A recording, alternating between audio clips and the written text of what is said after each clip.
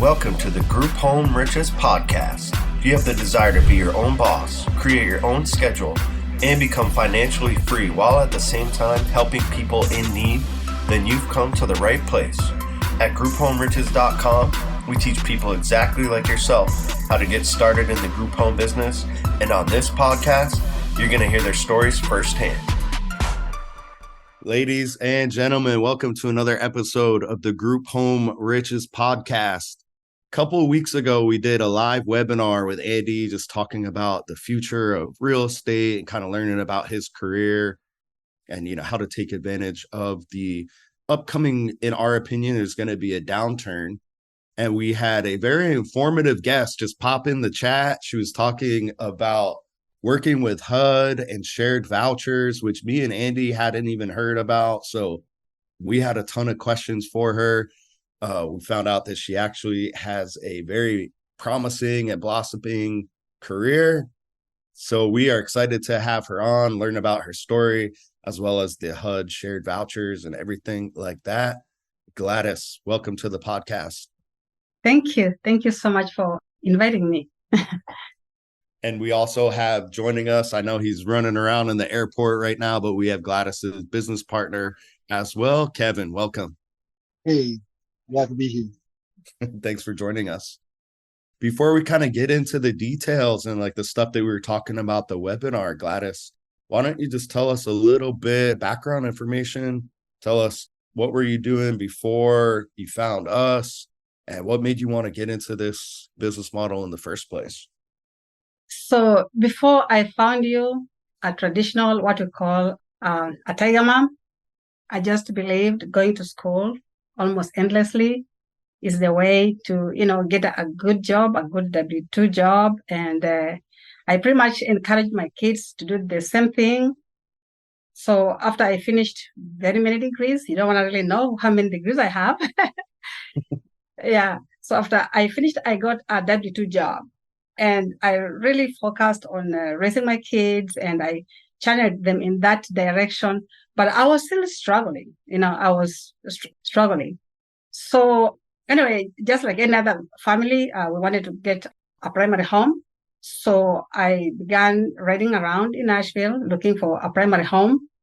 And I noticed that actually the houses which are on the market were a bit expensive to what we can afford. So we thought we could just ride around and make our offers as we go, maybe for sale by owner. And lucky enough, when I was driving around, I actually noticed that there was a house which was on sale by owner. So I decided, I'm going to give a shot, ask the owner, how much is it? Then he told me 80,000, and an investor was bringing a contract the next day. So they are waiting for the investor. Then I asked them, what about if we offered you 90,000? Then they said, oh, you can? I'm like, yeah. Because what I had noticed is that the houses on the market on Redfin were actually at about 120, 130. So I knew this was really a good deal to buy a house at 90.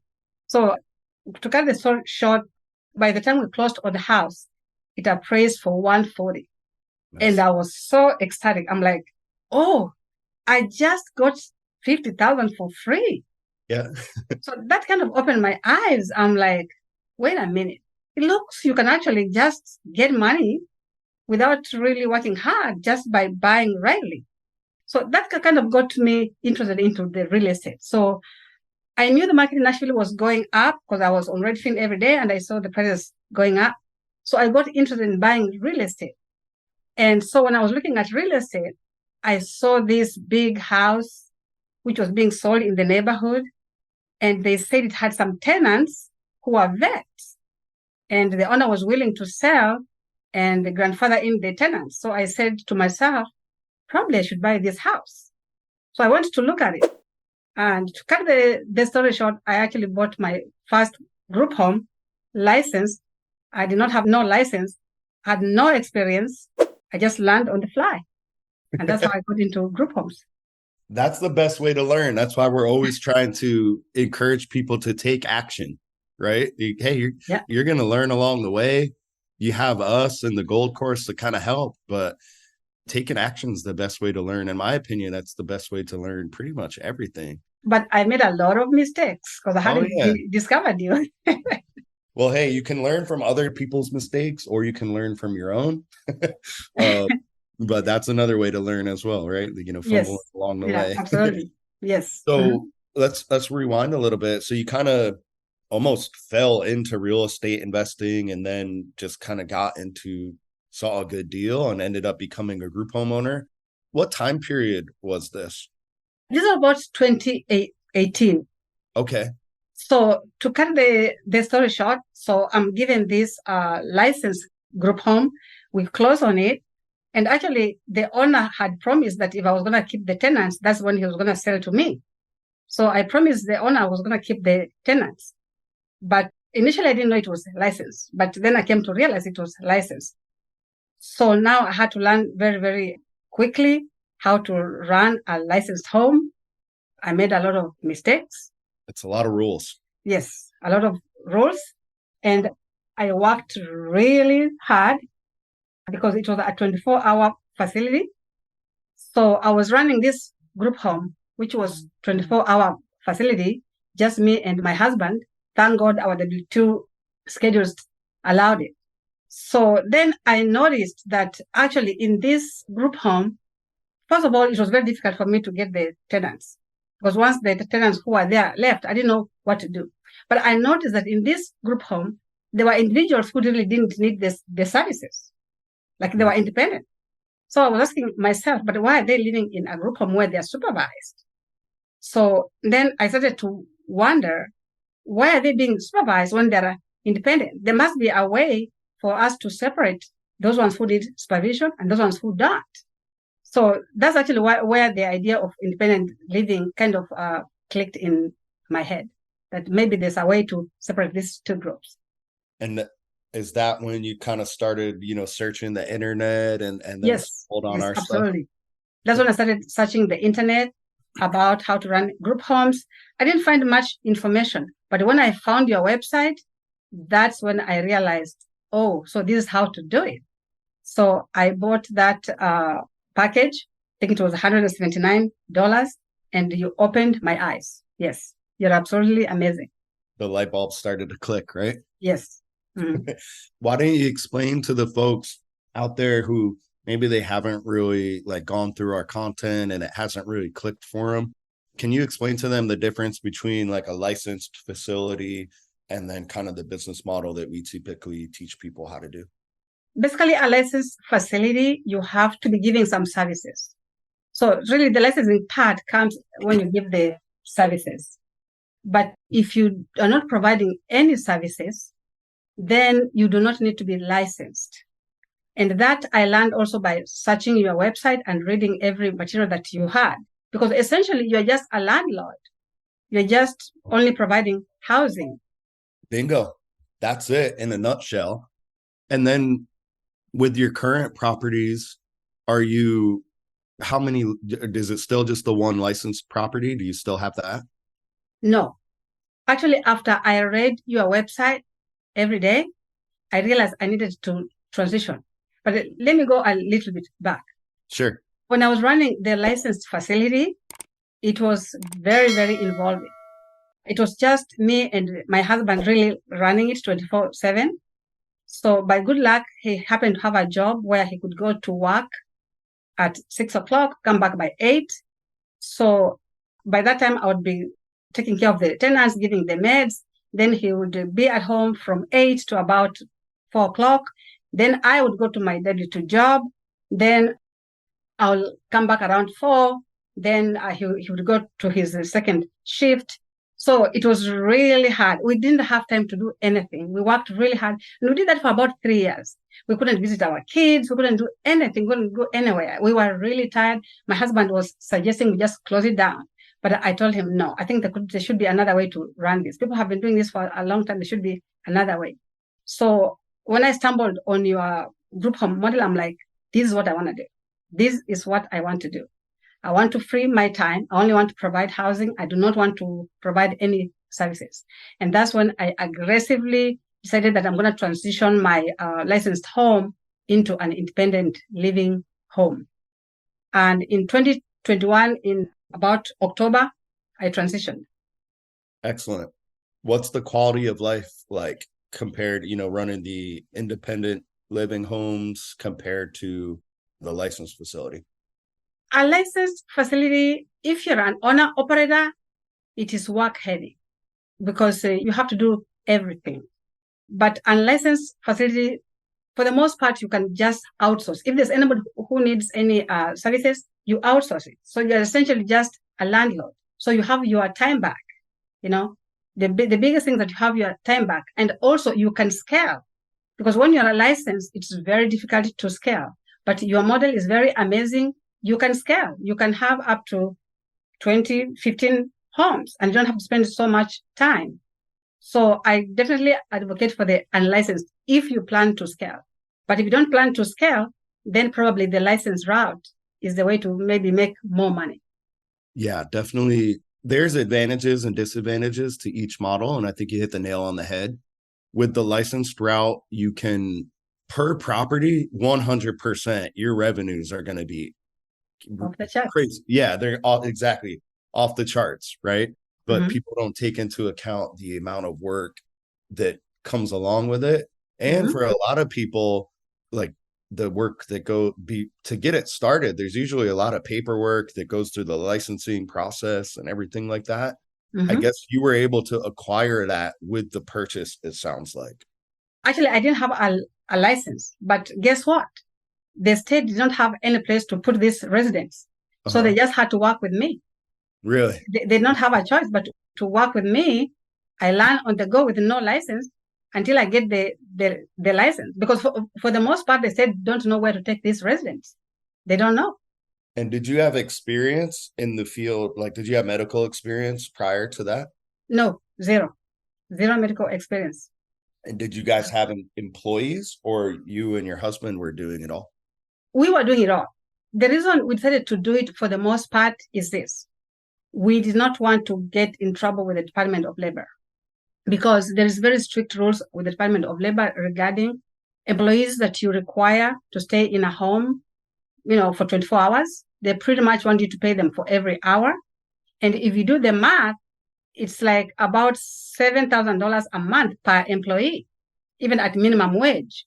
So we could not afford employees. So we did mostly by ourselves. Like I said, my husband would be doing it mostly during the day, and I would be doing it early morning and then late evening.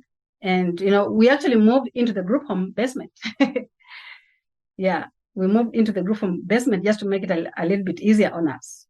Yeah, so the employee route, unless you're doing it yourself so that basically the labor laws don't apply, I would not advise it unless you've got enough residents who actually pay more money. But most of the residents that we deal with do not have enough money to pay an employee $7,000. That's pretty much everything that you collect. So you can't spend it on an employee. You have mortgage, you have good bills. So that model is for people who want to be owner operators, the licensed one. It's not functional for people who do not want to be owner operators. Yeah, and guys, if you're, just new to our content or you want to look into this further, if you go listen to a podcast, the gentleman's name is Yaz, Yazz. He's been doing the licensed route for almost a decade. Well, he retired now, but you get a really good inside glimpse on what life is like, running licensed facilities. So let's kind of jump forward a little bit and kind of break it down for him. So Gladys, let's say right now you're not running the licensed facilities. Let's say you have a vet. He wants to live in one of your homes, but he is going to need, let's say he's going to need a CNA on hand. How do you handle that now? We absolutely afford every resident the right to bring in their services. And that is just like someone who is in their home. They have a right to bring in services that they want. But we are very clear that we don't provide services because we don't have license. So yes, we would allow them to bring services, and some of them have brought in services, but I ourselves don't provide services. So the technical term we use for that, it's just simply outsourced, meaning yes, absolutely. Yes. Meaning that Gladys she's not providing it. She's not dealing with, it's not like she has employees that are doing the services. And typically in practice, it sounds like all the services are already set up ahead of the time. by the time they come to your property. So it's absolutely. In fact, one of the things that we ask the residents, especially the ones whom we get from the hospital, are their services set up in a way that they can live in our home without depending on us? And if that is a yes, we get them in. If that is a no, they need help, we refer them to homes that offer services. So we don't say no to anybody. We help them to identify the homes that are more appropriate for them. Perfect. And totally choice. It sounds like you have some solid referral sources, not really dealing with vacancies a lot. If you guys did want to go the extra mile, you could refer the people that are calling you to a caseworker or to a home health company or something like that. Oh yeah, actually I do that all the time. I have got a whole spectrum of other different type of homes, so that if mine doesn't fit, I call where I think they fit best, and I tell them, hey, there's a client here, take them. I think they would be better a fit for your home. What about if you give them a bed? And actually, most of them are very glad. Actually, I've been thinking maybe I should start a referral process, because I have been referring a lot of residents to other homes who don't fit my model for free. Hey, that is a whole other, income stream if you wanted to set that up. But yeah, they're called referral agencies. Mm-hmm. So what Andy will do is he just establishes relationships like that, and he'll get referrals from other places sometimes, and he refers as well. So yeah, totally optional. As you guys can see, once you learn the stuff, once you learn the ins and outs and the differences and the nuances, there are a ton of opportunities out there, guys. What we like to do is just kind of remove the confusion, like explain the differences, and then just kind of let you guys choose which path you want to take. So let's kind of rewind back to the path, right? So you had that first licensed facility. It was operating, but it was pretty much 24/7 job, it sounded like. How did you go about getting the next couple properties set up? And you touched on one of the struggles that you faced was after people moved out. Hey, how do you find people, right? How do you find residents? So tell us a little bit about how you kind of tackled those next steps. Yeah. So as far as the residents are concerned, yes, I struggled a little bit because I didn't know where to get the residents. So I said, yes, I started Googling, and I thank God I found you. So I learned like ways how to call the social workers, how to link up with them. And if I remember something that it still stands up to me to this day, I think you said that the money is in the follow-up. So I realized I wasn't following up. So I learned to follow up. Like if you make a phone call, you have to follow up until you get the resident to the house. So the group home Riches course really did a lot to teach me how to get the residents. But also, as I was running this licensed group home, like I said before, I learned that not everybody needs to live in a licensed home, an institution-like home. Because some of the residents were so independent, they knew what to do. They would almost tell you what you need to do if you're not sure of what to do. Especially because I came in, I was inexperienced. Some of them were telling me, oh, so-and-so needs 1, 2, 3. So-and-so needs 1, 2, 3. Basically, they knew their medication. They could be independent. So I knew, actually, given a chance, they don't have to be supervised. They need to go in a different kind of house. And that's when I started thinking about separating the two. And also what I didn't mention, basically my path to going to independent homes, I remember one of the social workers asking me when he came for, not the social worker, but the inspection person from the licensure. One time he asked me that, what do I do when a resident is so independent and they're ready to go to the next step? Then I asked him, what are we supposed to do? I thought they're supposed to live here. Then he said, no, they're supposed to live here. You teach them independence. They're supposed to transition to the next step. So that kind of also caught me thinking, okay, so the aim of supportive living is to transition to the next step. But most people really don't transition. They stay because there's no other place to go. So it got me thinking that actually I need to maybe learn how to separate these two, those who are independent, and then put them in another house, and then just run an independent living. So bottom line, I knew that actually there are people who are even in supportive living that do not even need to be there. They can live independently. They have learned enough skills to be independent. And actually, that's when I actually knew that the independent living model is actually viable and you can do it and it will be more hands-off. And so when I saw your group home Riches cause actually basically giving me a green light, I said, okay, this is it. I'm going to do it. Well, there were so few people actually doing that model that you found people that could have lived in independent housing, but they were needing to go to licensed facilities. Yes. And there's a lot out there. Yeah. You know why? Because you'll be surprised. A lot of the licensure agencies don't advocate for this. They don't even tell you exactly the truth that if people are independent, they need to be separated because they want to make you believe that licensing really is the way to go. Well, one of Andy's favorite, one of the many lines I've gotten from him is that there's a lot of money in confusion. Yes, there's a lot of money in confusion. That is true. Yes. And Absolutely. Andy, I think we got Andy on the call. Andy, pop in if you'd like. Welcome, sir. Yeah. Hey, guys. How are y'all doing today? Excellent. We're doing good. How are you? Good. Thank you so much for coming on. That was awesome when we chatted with you on the webinar the other day, and we said, "Oh, we gotta get her on. This is fantastic." Oh, yes. I think I'm pretty aggressive in finding out information about group homes. You have to be. Yeah.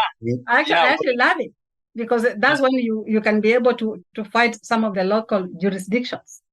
Andy, so we were learning her story. Gladys actually started out, she almost stumbled into this. She started out real estate investing. She found a good deal, but that deal was basically a licensed property that she took over. And then she realized that she purchased a 24/7 job. So, oh my, Gladys, where are you located? Nashville, Tennessee. Oh, okay, cool. Well, you're in, it's like a little baby Austin. It's more or less from what I've heard. So. Yes, they are pretty aggressive in code enforcement, but we have. Yeah, I think all of these cities that are really turning, like Nashville, certain places in the Carolinas, Austin, I hear that the code compliance departments are just the worst. Yes, actually, they came after me a few months ago, and I just used the group home Riches blueprint, and I was able to fend them off. Wow, that's very impressive, especially in a city like Nashville, because yes, you have to know your facts. You have to know your facts. Yes, you've got so much happening in those areas, and the houses that used to be, 40, 50 grand are now probably 400,000. Yes, and so absolutely. They want to keep the tax base coming in. Well, the issue is that the local people, they don't even know about the federal stuff. And Andy put together the group home, the gold course with just everything that worked for him, right? But that stuff is based on the federal code. So Gladys, what you just said, it's rare that we get emails or coaching clients that run into issues like that. But so far, everybody that's had an issue like that is very similar to Andy's story as well. It's like, hey, you just bring up the federal codes, your rights, and they typically they back off. So again, or you just ask them, where do you want these people to live? That's a good one. You want them to live?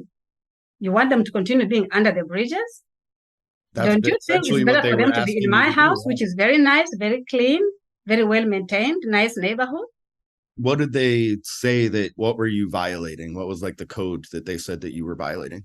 Basically, a neighbor called and said, I'm running an illegal group home. So I said, okay, what is an illegal group home? Yeah. They're saying, oh, maybe it's a boarding house. What's a boarding house?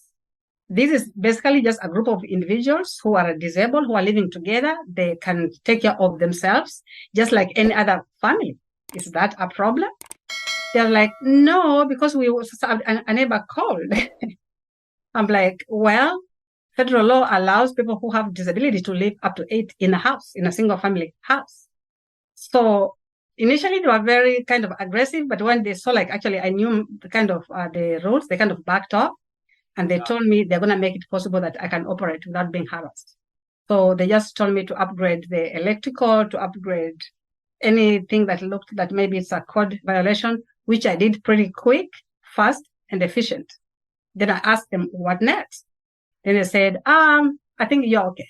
And I said, okay, that's fine, but I've got more houses that I would like to, to copy the same model. They said, then they told me what you do, just copy and paste what we have told you, and that's it. Fantastic. I also think that that's something very interesting how you respond. And I always recommend, and that's exactly what I do. Whatever they tell you to do, just get it done as quickly as possible. As possible, efficiently, and even better.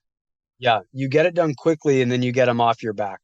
Yes. And then once they know that you're complying and in some context, they tend to just start looking for issues elsewhere.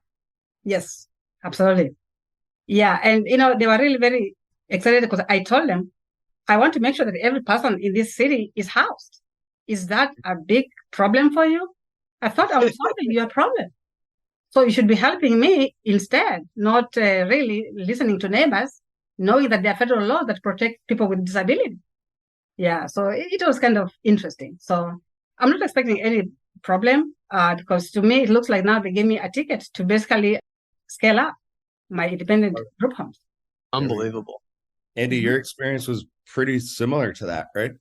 Yeah, absolutely. I mean, they would trying to think how long it took. Look, I wasn't as successful as many of our students, Patrick, Orlando, and a number of the others, but I got a number of group homes up, within the first year. And I'm trying to think when I started having issues with code compliance. It was, to be honest with you, I was probably on my 15th group home. Yeah, and when we did try to keep it pretty quiet, I mean, so we would do things like build fences out front. Mm-hmm. A lot of the guys, I don't know if it's the same for you, Gladys, but a lot of these guys, they like Call to the smoke. police. They like to smoke their cigarettes, right? Or call the police. Yeah, that as well. But what we would do is we'd build fences in front of the house, make sure that they could smoke inside those fences. That way the neighbors weren't necessarily seeing them. And then ideally we'd get them into the backyard so they could smoke back there or drink their coffee or whatever. But yeah, code would come out and I would be, I wouldn't be incorrigible, but I would be, I'd be relatively tough with them and I would make sure that they wrote everything down and I would try to videotape it. This is actually once we actually had we didn't even have iPhones and stuff back then. So I would have like a regular video camera that I'd be trying to tape it on so that I could make sure that everything that they told me, I in fact got done. And then, turn it around, get it done and get them off my case. But to Brandon's point, the main thing that I would always try to do is, I would give them a copy of the federal guidelines. And that way they knew, okay, realistically, they can't really shut me down or do anything. They actually told me they've never shut anybody down. They just want lines, they want to keep themselves employed, right? So my theory is that once they run into people that actually know their rights and know what they're talking about, okay, they're going to look for little stuff that's against, property code anyways. That's why they give you, the punch list of stuff you need to fix.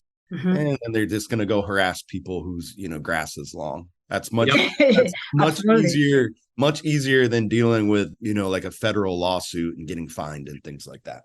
But Andy, what I wanted to say is that really the group home model is so great because when I began in 2018, I did not have no retirement. Well, I'm not a spring chicken. My kids are kind of all out of college. I had spent every dime to take them through school, to make sure that they have got these good W-2 jobs. And thank God they have got good jobs. But myself, I had zero retirement. So that's also one of the things that drove me to really be aggressive about, sticking out with the group homes. And as I'm talking, I think I may be in the multi-million-dollar range for now, both with my business and the properties that I have acquired. I mean, what an amazing, I wish that we could go back in and chop up that quote because this is really what we're trying to do is empower people to not only make a difference in other people's lives, but really in their own lives. I mean, this is a business model that can completely catapult you through different. Like now, honestly, if I want to retire now, I can. Yeah. I choose Economic not to, strategy. but I can. It makes Brandon and I feel, yeah, immensely happy and proud also. It's fantastic. Helping a lot of people, but you're also helping yourself Yeah, financially. you Super do rewarding. good and do well. Yes. So I would advise people, even who have W-2 jobs, even if they do it on the side, it's really worth it because, I mean, just say in a period of about 5 years, because I began in 2018 to now, I've been able to really feel comfortable to retire when I basically came from zero. I had zero network in 2018, zero. Apart from my primary home, it really, there was nothing else, I could fall on. So definitely group homes is the way to go, and especially group home riches model. It's fantastic. It is. Gladys, how many, and you guys probably already went over this, but I'm just jumping on a little late. How many properties do you have now? For now, I've got 7 single family homes Phenomenal. and about 7 doors, which I call them group home apartments, because Yep. even there, the families are sharing. The families are sharing in the apartments. Yeah. So, because I have bought them very strategically using the Yep. money that I get from the group home, I've been reinvesting it back. They have almost a net worth, just the real estate, probably more than 2.5 million with together with the business, maybe about 3.5 million. And I feel like it's enough for me to retire if I want to. But I'm going to keep on helping people. Gladys, and you guys may have already gone over this as well, but where are you from originally? I noticed a little accent. I am originally from Kenya. Okay. I grew up really, really poor. Yes, I grew up really, really poor. We barely had a place to live. And to me, even that's one of the motivations for, trying to provide housing for people. Because when I grew up, we really had no house. We were living literally in a house, a little hut, which had holes inside. And I remember seeing people with nice houses, and I was just hoping that one day maybe I'll have a house. So to me, that really motivates me because I really know what it means to lack, to Yes. have nothing. I love hearing these stories. I do think, obviously, I was born in Houston, so I call it the immigrant edge. I do think that it's weird. I mean, a lot of people could say, oh, well, it's tougher for the immigrants because you guys have just come here. But I think that the average immigrant comes over here to the United States with a real strong desire to improve their lives, the lives of their family and their family's future financially and every other means as well. But there's a different level of grit and determination Absolutely. Yes, like, with the immigrants than you do with, the average person born here in the United States. yes, for the most part, yes. We normally say we normally do not have options. It's like do or die. Yeah. Yeah, it's because we have left everything behind, your relatives and everything. You really, if you cannot work hard, then what else are you doing? You just have to work hard. You don't have a choice. Yeah. The Hernan Cortez burned the ships in a lot of respects. Yeah. Yeah. Can you talk to Brandon and I just about that experience, right? So you're from Kenya. Did you guys already talk about this or not really? No. Talk to us about that. So you're from Kenya. When did you come here to the US? And like, what were your goals in coming here and all that? I came to the US at the time. I came as a student. Okay. I was a student, but I had a family. I had a family of 4 children. And after being in the US for about a year, I became a single mother. So I raised my 4 children by myself. It was hard. Yeah. We lived on $100 a month, but we keeping on. We have never been on social security. We have never been on any food stamps. Just worked hard, and I told my kids just keep on working hard. One day it's going to be okay. Yep. And even as I'm talking right now, I'm really proud of them because one of them is is actually one of the biggest investors in Nashville. Maybe that's another story. He has his own channel, and he's actually a multi-billionaire at the age of 23, and I'm very proud of him. So we are an immigrant success story. It's fantastic. Amazing. Yeah, I love hearing, especially for people that were starting from zero, like yourself, really less than zero. And you come over here and you find this business model that works. You start helping out people. You start providing housing for people. And the next thing you know, you're at the point where you're at right now, where you feel like you could comfortably retire and everything else. It's awesome. It's absolutely awesome. And all in 5 years' time to know. 5 years is when I began investing, but I've been in the United States for the last 21 years. Oh, okay. Yes. But I was going to school. I was a professional student. Were you acquiring properties while you were in school as No, well? no, I did not have the ability to acquire properties at the time. I was a student on a visa. And, when you're on a visa, you're not allowed to do a lot of things until I got a chance to get off of the visa and go into permanent residency. There was no way. If you do it, you are violating the law. And I didn't want to do that. I followed the law to the T, however hard it is. You just keep on following the law until, one day when you get the privilege to transition from just being a student to a permanent resident, then you can work as hard as possible. So really it's been about just 5 years since I got my residency. And that's when I began investing. Yeah. I mean, this should be super inspirational for all the people listening. It's fantastic. Yeah. So guys that are out there, again, she had her education, but she had put it all into the family. So she was essentially starting from zero. And in 5 years' time, it sounds like the net worth is well into the millions at this point.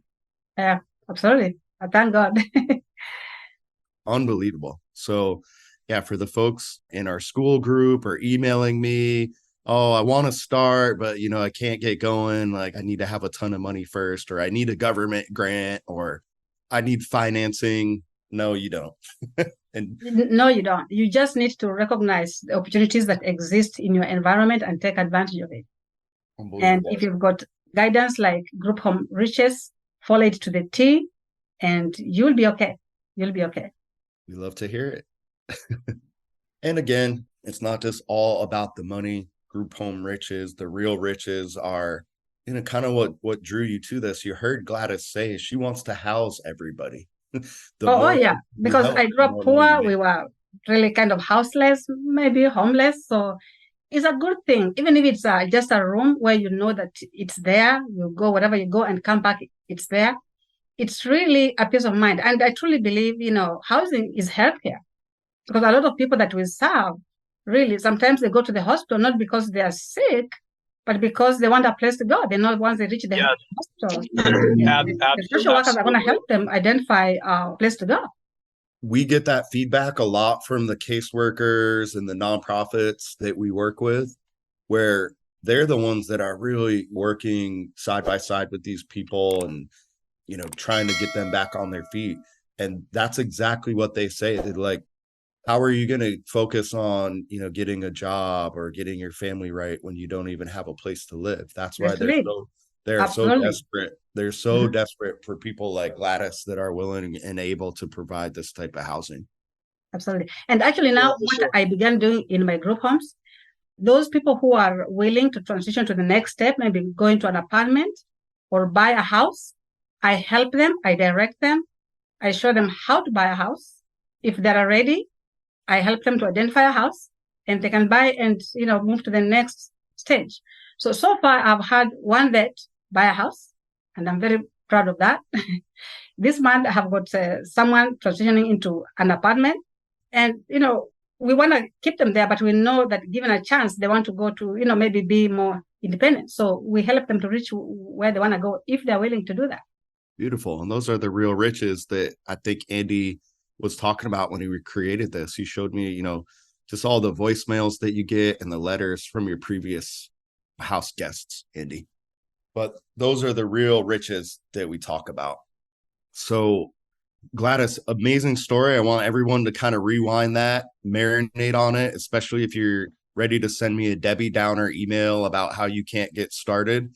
Just go listen to Gladys's story and stay positive minded. A lot of times I tell people, look, you're not ready for this. Like, you need to go read a book. Like, you need to get your mind right first. So absolutely, you got to get your mind right. Yeah. Gladys, was that something that you always had? Like, were you always like gung ho and like positive minded and, believed in yourself, or that's something you had to learn? Always. I always believe in myself. I'm a go-getter. I just believe if you need something, just work hard, keep on, don't give up. And one way or another, you'll figure it out. But it's even better if you can be in a position where you can get help. It helps you to even be faster. For example, I would really recommend group home riches because they basically give you a blueprint. So yeah, working hard is the thing I have always done. But getting into a mentorship, I would recommend for people who are starting off, they should get into a mentorship if they don't know how to do it by themselves, and they should just follow the guidelines and they'll be okay. Boom. It's a And shortcut to success. Yes, it's a shortcut to success. Gladys, go back to kind of your mental outlook. Is that something that you honed and crafted yourself and curated on your own, or did your parents instill a lot of that belief in you? How did that all come about? It's interesting. I grew up with, I would say, a little bit of a dysfunctional family. I would say it's almost like growing up with a father who was very alcoholic. Okay. So I remember my mother one time telling me that, you have to try everything you can to go to school, otherwise you're going to be somebody's maid. And so I actually believed verbatim what my mom told me, and I worked really, really hard because then I believed going to school really is the only way to, come out of poverty. And for the most part, it was. And I've always really been just a hard worker, do what I need to do to go where I need to get. Yeah, so it was something that your mom instilled in you, but it was probably somewhat of a gift that God had given you as well. So Yes, absolutely. Everything comes from God for sure. Because even just, for example, I am actually by training a physicist. So even a lot of things that are basically go into a home, there's a lot of physics, and I really enjoy it. To me, it's like bringing my physics live, the electrical things and, the plumbing things and AC things. I know all the theory as a physicist. So to me, I mean, a house, real estate is really where I see how it comes into function. yeah, So I've always, been mesmerized by physics. So to me, doing real estate is basically learning how to be a physicist. That's how I've actually looked at it in different ways too. fantastic. Yeah. That's extremely interesting. Well, super inspiring story, guys. We're coming on like about that hour mark. This is kind of typically how it goes. We'll bring people on to talk about like a specific subject. Then their stories are just so inspiring that we get into that. So if you have like another, maybe 10, 15 minutes, Gladys, I'd love to talk about kind of like the marketing that you started doing, like the connections you had for referral sources. And then we talk about kind of the new going ons in the industry, like related to shared housing and the vouchers and things like that. Is that okay with you guys? Yeah, sure. Okay, excellent. Because we were talking about how when you transition from the licensed route, you learned how, okay, people are moving out, you're getting new properties. You need to find what we call referral sources, right? So why don't you tell the people a little bit about that and how you establish those relationships, and then we'll talk about the new vouchers. Basically, initially, I was not doing it efficiently. Like I said before, I tried looking for help from other group home operators. They were not really very forthcoming, but by getting your course and, the way it was, the way you teach people how to get the referral from the hospitals, from the homeless shelters. I pretty much followed that. Now when I bought the course, I followed it to the T. I would call the hospital. I would go to the shelters, call the nonprofits, and that's how I was able to basically get known in the community of people that interact on daily basis with these people.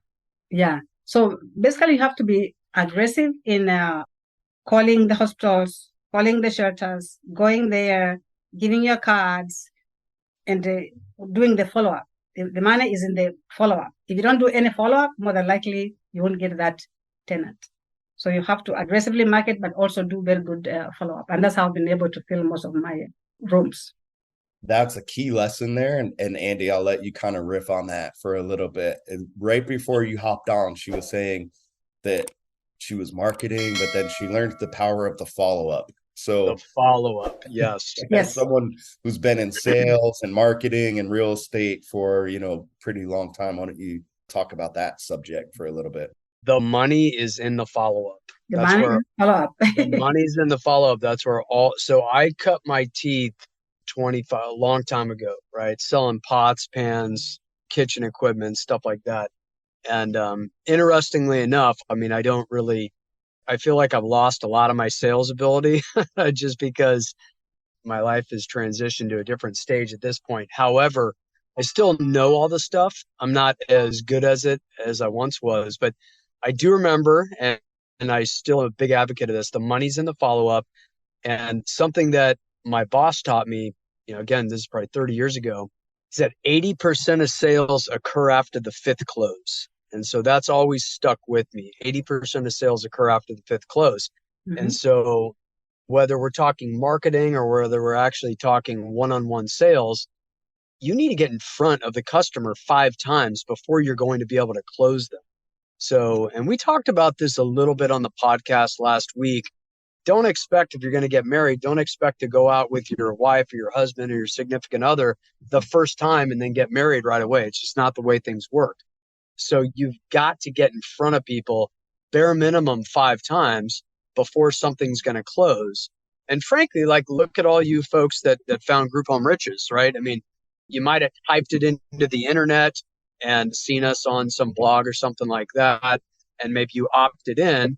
Well, we've got a course, right? So we teach people, we send out a bunch of emails. You may not have even paid attention until like the 5th or 6th email. Absolutely.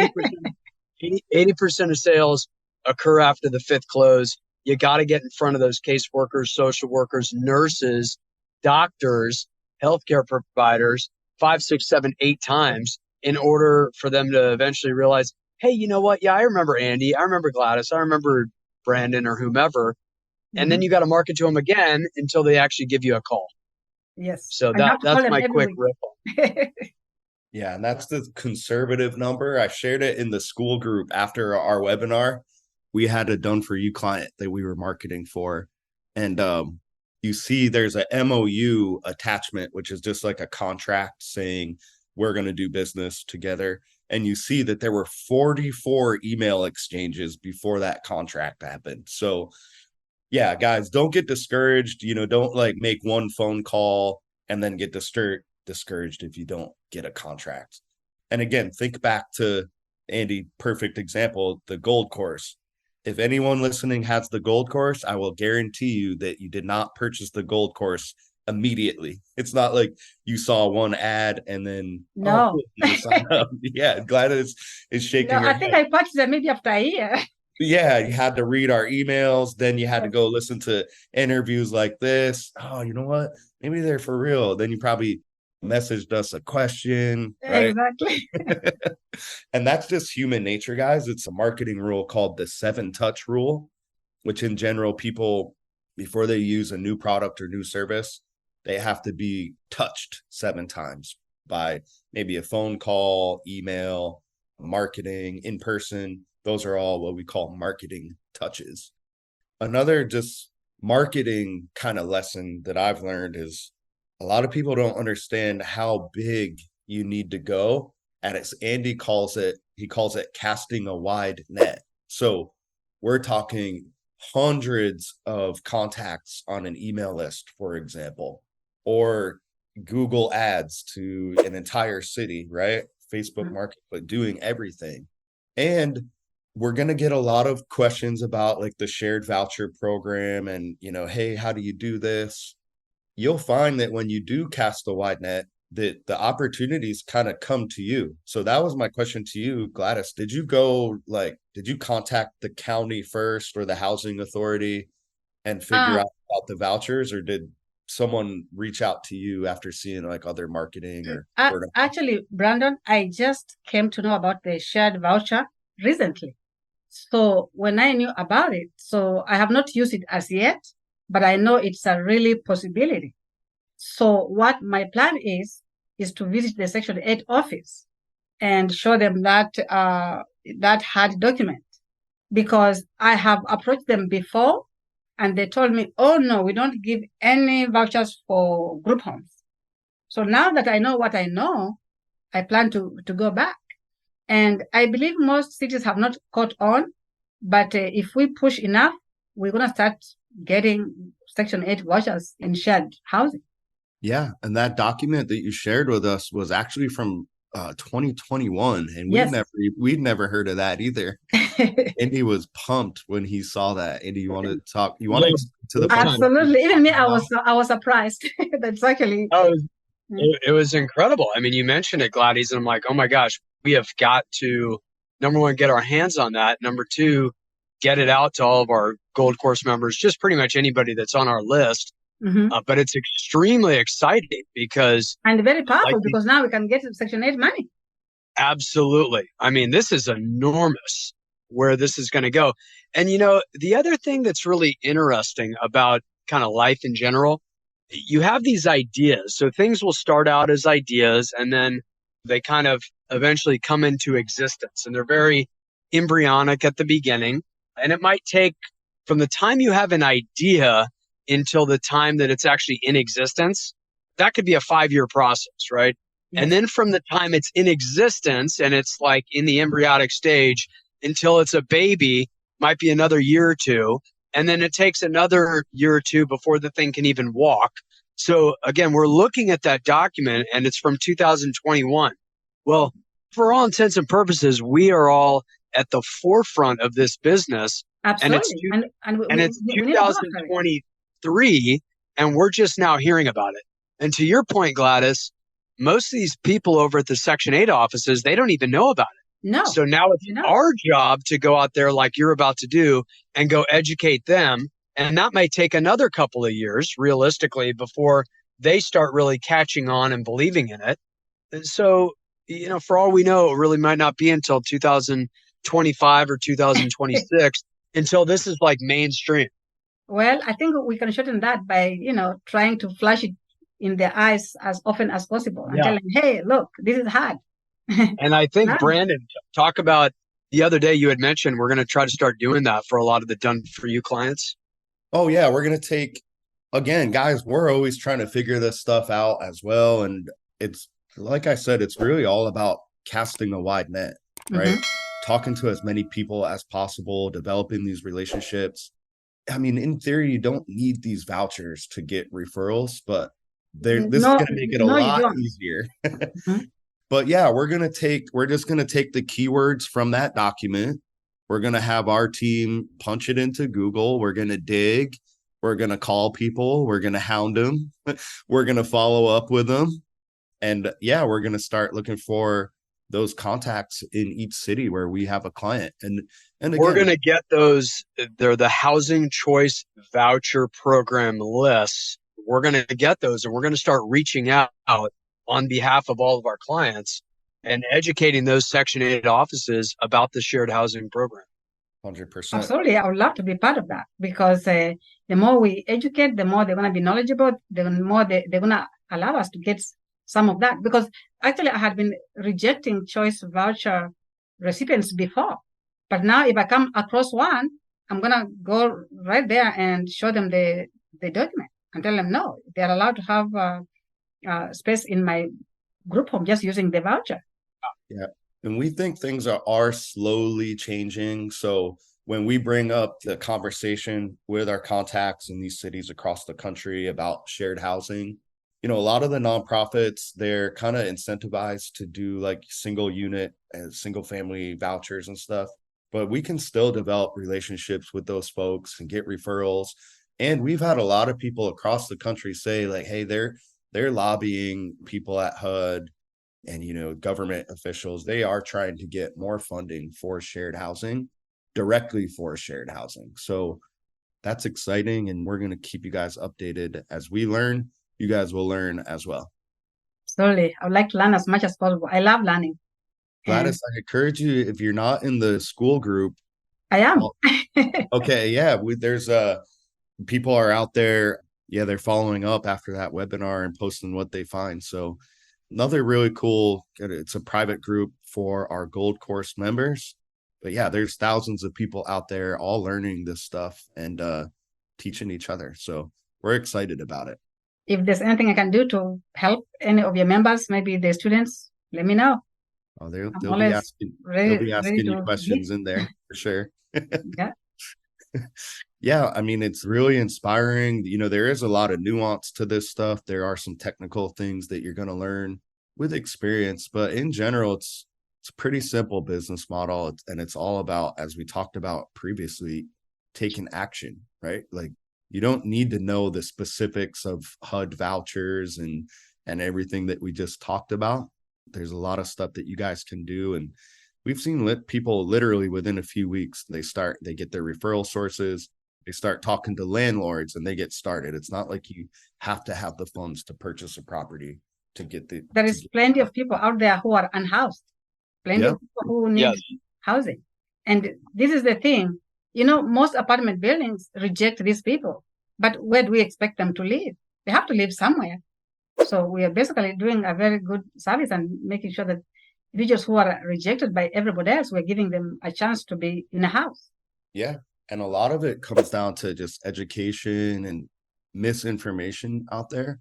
A lot of investors just don't know about this stuff. They hear vouchers and things like that, and they're completely turned off, right? They've heard so Absolutely. much And some of them really, they're afraid of the so-called eviction. Is that your experience? Well, Andy can talk on that. Talk about like the eviction process in your rental properties compared to the group homes, Andy. Yeah. And I'm going to do that real quick and then I got to run. But just look, give or take, if you've got a regular rental property, you've got to go through the eviction process. Yep. Otherwise, I mean, if you're running group homes, go lock the doors, bring their stuff outside, get rid of them. It's that simple. I mean, what would happen at a hotel? If Johnny Depp destroys a hotel, yes, he's gone, right? Yes. Well, the same concept at your place. And actually, if you look at the CDC guidelines, I mean, I should send something out on this again. But during COVID, when they came out with the eviction moratorium, it specifically said in there, it does not apply to shared housing. Oh, it did? Yeah.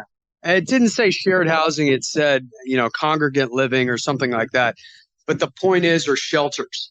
Yeah. So, I mean, it doesn't apply versus a regular home.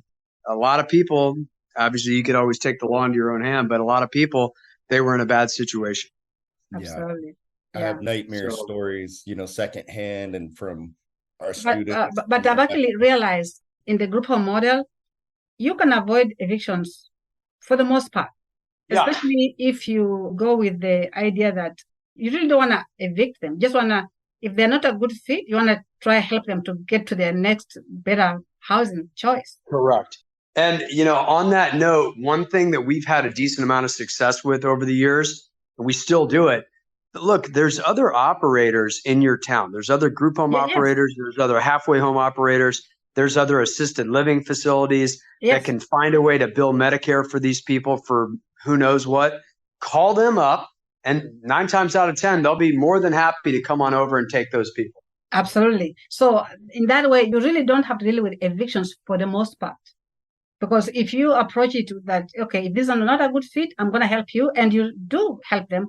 You find them where they are best suited. If they're on, say, on substance abuse, you refer them to, to places where they can be detoxed. You basically even help them. You call and tell them, hey, this person needs some help. Would you take them? Yep. Hey, Gladys, so nice meeting you. Brandon, thank you for working with me and letting me jump on a little bit later. I got to run in here to this meeting. But yeah, fun chatting. I'm going to let you guys run and keep chatting. All right. Thanks for joining us. Okay. Thank you, guys. Yeah, thank you, Andy. Bye-bye. Mm-hmm. Well, on that note, we've I know it didn't feel like it, but we've gone well over an hour. Gladys, amazing story, super inspirational. I know that people are going to take a lot from that. And we will continue, like we said, we'll continue learning together, like as far as the vouchers and stuff like that. Hopefully this does signify that it's going to be just more incentivized to do the shared housing model and more government funds available, because we feel it is the solution to the problem. It's a way for it to be affordable for the people that need this housing, right? And the actual operators that are, working with people that normally aren't qualified, and they're working with sometimes up to 8, 10, 12 people in a property, they are actually incentivized to do it this way. We don't need to get into the specifics, but you've heard the a glimpse of the type of financials that you can build up with this model in just a few short years. So Gladys, we'll definitely have to have you on when we learn more and as you scale. If you ever need help like with real estate stuff and scaling and everything like that, please reach out to us. And yeah, if you guys, So if you much. have any parting words for the people out there, let them know, and then let them know where they can find you. Basically, if you want to operate group home, it's a really viable way to really earn a living and get and make some money and also make a difference in the people's lives. It's like a ministry. You can really do your ministry by serving these people whom everybody has given up on. So if you have a chance to set up a group home, do it. It's a really good thing to do. You do well and you do good. So people can find me on Facebook. I just use my name, Gladys Nangami, Gladys, Gladys, and Nangami, Nangami.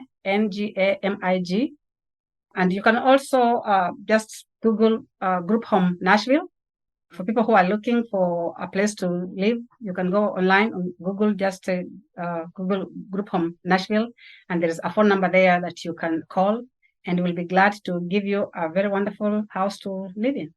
Gladys, thank you so much for joining us, and we look forward to working with you and speaking with you again soon. Thank you so much, Brandon. I appreciate you inviting me on your podcast. Oh, you're welcome. Thank you for coming. All right. Thank you. Have a great day, guys. Bye-bye. Bye.